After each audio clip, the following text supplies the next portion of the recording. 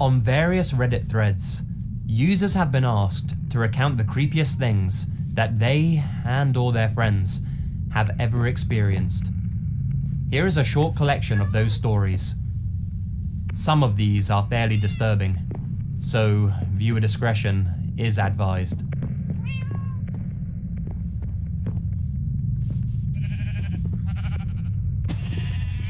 The brakes went out on my car way out in the Bonnies, probably 10 miles from the nearest town and a few to the nearest house. I went into a ditch where I split my head open pretty good on the side window and I broke my arm and a few ribs. So, I'm in pain, it's pretty hard to breathe, and as it's around 1997, I didn't have a cell phone. Nothing I could do but start walking. It was a moonless, cloudy night. In other words, pitch, and I mean pitch black. I could only tell I was still on the road by the sound my feet made on the concrete. I couldn't even see my hand in front of me. So, here I am, in the middle of nowhere, bleeding out of my head from a gash that went on to need 35 stitches, with a broken arm, broken ribs, and I couldn't even see my hand in front of my face. And what do I hear behind me? The warbling call of a coyote. Then another. Next thing I know, there must have been 20 of them, and they sound like they're in a damned blood frenzy. Now, under normal circumstances, I reckon I could probably take a few coyotes.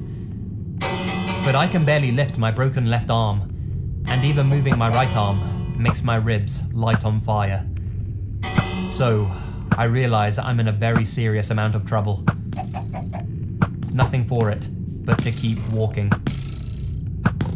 They're close now. Can't be more than 100 yards. Finally, I see the light of a house in the distance. I want to run, but I don't. I maintain my pace. I walk up to this place, and with no amount of manliness in my voice, I proceed to bang very loudly on their door, and I beg for them to let me in. Finally, some old man answers the door. He pulls a gun on me, and he asks what I'm doing, banging on his door at 2 in the morning. I got into a car crash, and there are coyotes after me. Please let me in so I can call for help. The guy grabs and shines a mag light back behind me. Sure as shit, there had to be 25 to 30 coyotes. Seriously, if that house was another mile away, or if I had lost consciousness in the crash or on the road, I would have been eaten.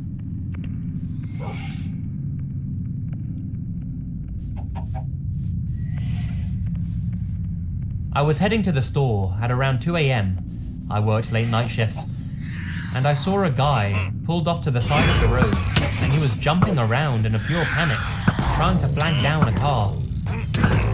I stopped to help, and as I'm walking towards his car, I see that his passenger side windshield is smashed in. I look further down the street, and there's a body in the gutter. The driver is on the phone to 911 and justifiably in freak-out mode. I'd seen a cop about a half mile back, so I drove to bring him over. When we got back, the person in the gutter was still breathing since his chest was still rising and falling. But he was mangled, all to hell and back, blood everywhere, and limbs contorted in some sickening angles.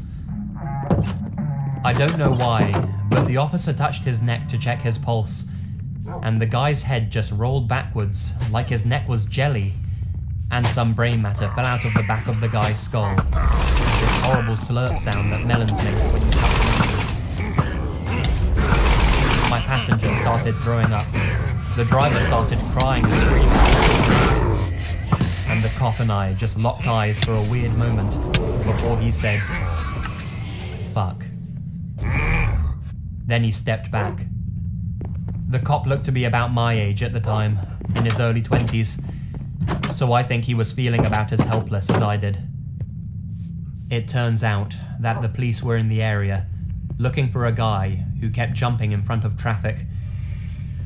It was a homeless man, trying to kill himself, and he finally succeeded.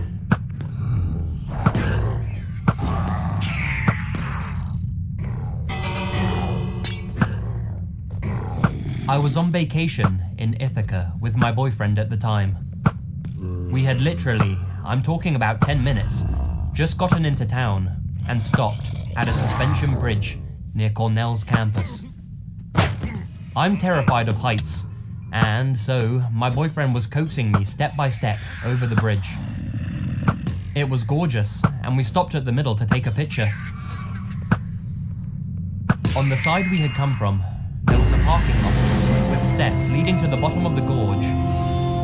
But on the far side, there were hiking paths with no barriers. A woman walked past us and offered to take a picture for us. We declined, and she smiled and walked quickly to the far side of the bridge, where she smoothly jumped off into the gorge.